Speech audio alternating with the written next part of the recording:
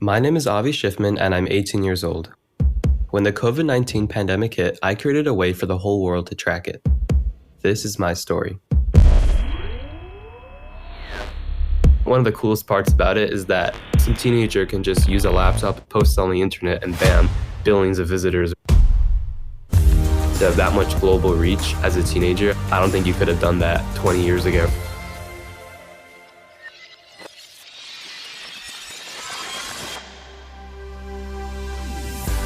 Hey, I'm Danni Washington, and welcome to The Genius Generation, the podcast about young people who are changing our world in big ways. On this week's show, my guest is Avi Schiffman. Avi used his computer programming skills to create one of the world's first coronavirus trackers. The site, which is visited by 30 million people every day, became so popular and widely used that Avi earned the title of Webby Person of the Year, and even got a personal shout out from Dr. Anthony Fauci. Avi, we're so happy to have you on the show today. Thanks for being here with us. For sure. Thank you for having me. So here at Genius Generation, we focus on science and how science has influenced young leaders to create something cool in their own lives. So have you always had an interest in science, or is this something that came about recently? Computers have always been an integral part of my life. I had my first computer when I was like 5, and I've been doing computer programming for over a decade. In elementary school, I started with Python, making simple text-based adventure games. And then in high school, I did a lot of mobile app development and web development. Well, it sounds like you have a ton of experience, but who taught you how to become a computer programmer in the first place?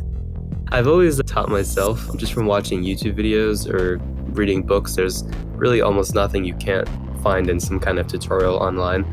Yeah, absolutely true. You can definitely learn just about anything online. But when it comes to why you decided to teach yourself how to program computers, what was that inspiration? What sparked it for you? I personally just like to make things, and computer programming is my perfect creative medium for that. I can't paint a circle, but I can code a circle. I just really like the internet in general and how easy it is to make something and share it to many billions or millions of people. I think it's really cool. Yeah, for sure. And you chose to create a website specifically about COVID. Mm-hmm. Now, where did that idea come from in the first place? Sure. So before I made the coronavirus site, I first made a sports website for my high school because I noticed that in Washington State, all the high school sports goes through one central database called Kinko. But I found the site to be absolutely terrible. I mean, it didn't work on a mobile phone at all. It was just super ugly and outdated.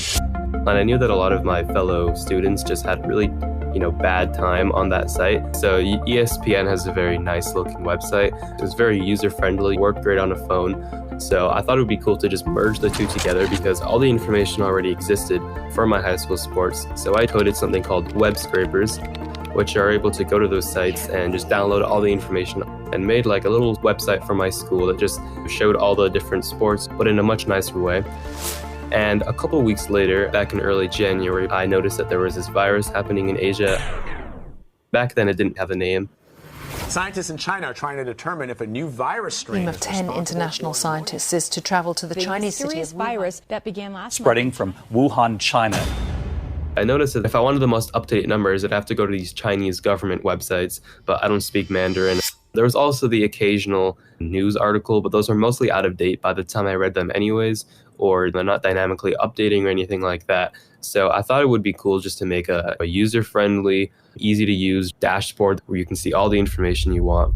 So it was very easy for me to take the same concept I had in mind with the sports site and apply that to the coronavirus site. That's exactly what I like about the site. It's so simple and straightforward because we're all bombarded by so much information every day.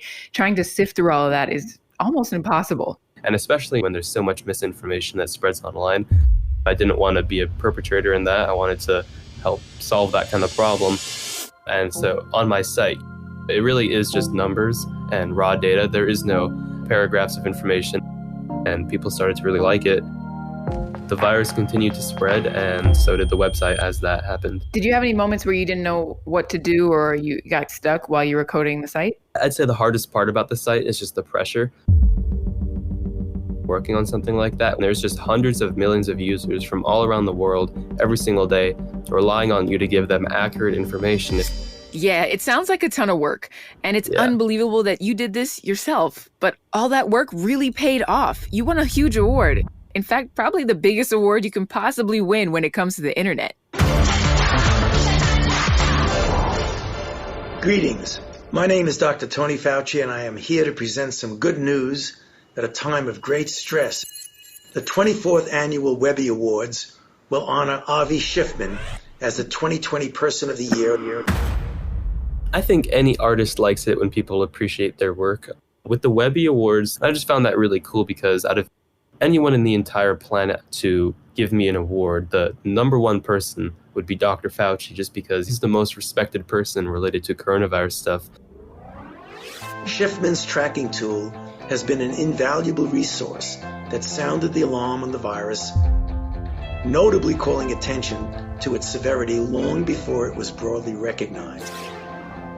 For him to say how essential my website was over these months and everything like that was really cool and was worth far more to me than a trophy or something like that.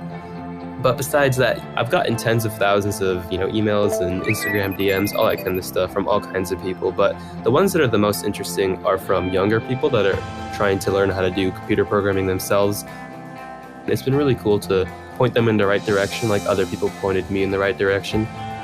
And a lot of them have come back and shown me their own coronavirus trackers they've made for their local communities. And I found that really cool.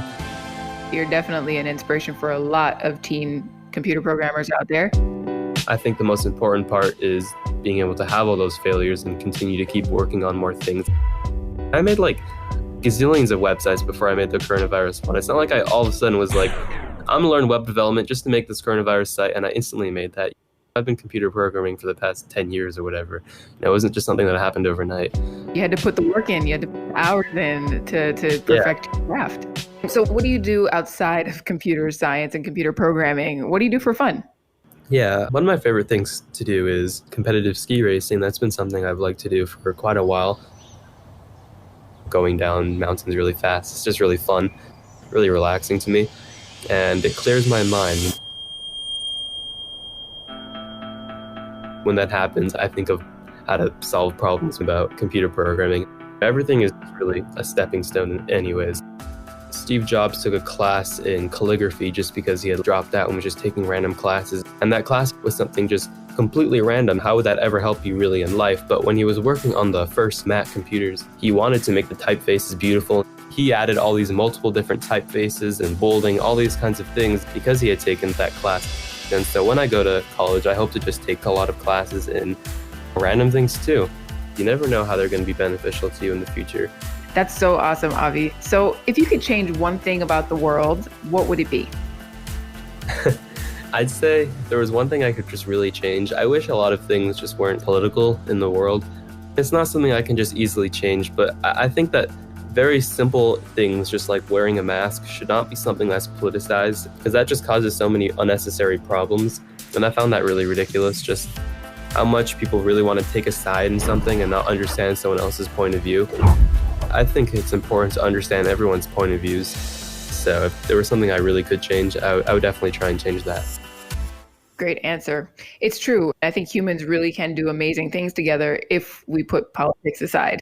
Avi, it's been a pleasure having you on the show today. Thanks for taking the time out to hang with us. And I'm looking forward to all the cool things you're going to accomplish in the coming years. Thank you so much for listening to this week's episode of The Genius Generation.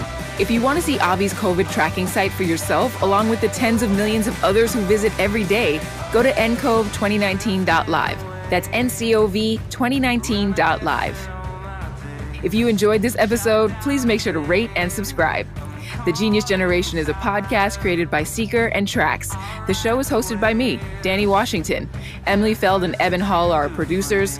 Caroline Rolfe, Brian Simagala, and Matt Morales are our Seeker producers. Our editor and sound designer is John Pappas. Our executive producers are Brett Kushner, Michelle Smalley, and Brian Pendergast. Our PA is Navani Otero. Thanks for listening. Funding for the Genius Generation comes from the Arthur Vining Davis Foundations, investing in our common future. How do we create change that lasts? True transformation happens by changing the system, not just the situation. It's a bit like the difference between saving a tree and creating a new sustainable way of doing forestry. Ashoka is a global community of thousands of changemakers who are committed to making systemic change and empowering others to do the same. We get it. Changing systems sounds intimidating, but there's nothing to fear. Join Ashoka for a 3-part learning journey to uncover issues you care about, identify the root causes, and start building a solution. Learn more by visiting changemaking.net or check out the link in the show notes.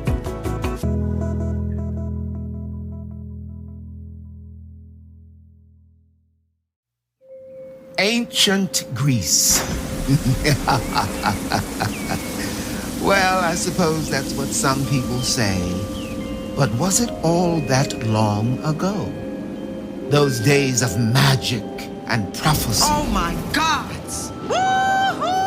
Of princesses and wicked kings. Take it. Father! Take the child. Your Grace, we dare not touch the child of Zeus. Of lovely nymphs and terrifying monsters. Oh boy. I suppose you can call it ancient if you like, or mythological. Me, I call it essential listening. It's live from Mount Olympus. Young mortal listeners most cordially invited. Do subscribe wherever you get your podcasts.